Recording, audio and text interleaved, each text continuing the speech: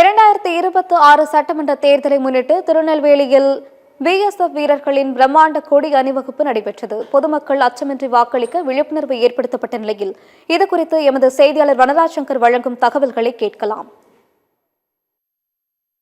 பொதுமக்கள் நம்பிக்கையான முறையில் வாக்களிப்பதை உறுதி செய்யும் வகையில் திருநெல்வேலிக்கு வந்திருக்கும் எல்லை பாதுகாப்பு படையினர் உடன் இணைந்து திருநெல்வேலி மாநகர காவல்துறையினர் கொடி அணிவகுப்பை தற்போது மேற்கொண்டு வருகின்றனர்.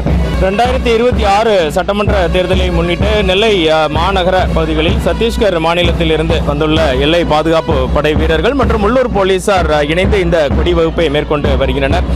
2026 சட்டமன்ற தேர்தலுக்கான அறிவிப்பு இன்னும் ஒரு சில நாட்களில் வெளிவர உள்ளது. இந்த நிலையில் அனைத்து தேர்தலையும் அனைத்து முன்னேற்பாடு பணிகளையும் தேர்தல் ஆணையம் முழுவீச்சில் செய்து வருகிறது. மேலும் தேர்தலை பாதுகாப்பாக நடத்துவதற்கு தமிழகத்திற்கு துணை ராணுவ படையினர், எல்லை பாதுகாப்பு படை வீரர்கள், மத்திய ஆயுதப்படை வீரர்கள் என பல்வேறு குழுக்களாக வந்துள்ளனர்.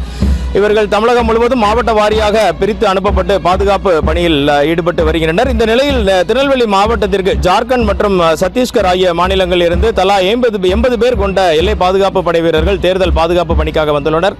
இதில் நெல்லை மாநகர பகுதிக்கு வருகை தந்துள்ள சத்தீஸ்கர் மாநிலத்தைச் சேர்ந்த எல்லை பாதுகாப்பு படை வீரர்கள், உள்ளூர் போலீசார் மற்றும் பல்வேறு தரப்பினரும் காவல்துறையினர் ஆகியோர் இணைந்து கைகளில் துப்பாக்கி ஏந்தியவாறு இன்று மாநகரில் உள்ள முக்கிய பகுதிகளில் கொடி அணிவகுப்பை தற்போது மேற்கொண்டு வருகின்றனர். திருநெல்வேலி மாநகரத்தின் குறுக்குத்துறை பகுதியில் இருந்து ஆரம்பித்துள்ள இந்த கொடி அணிவகுப்பானது திருநெல்வேலி மாநகரின் பல்வேறு பகுதிகளுக்கும் இன்று செல்கிறது.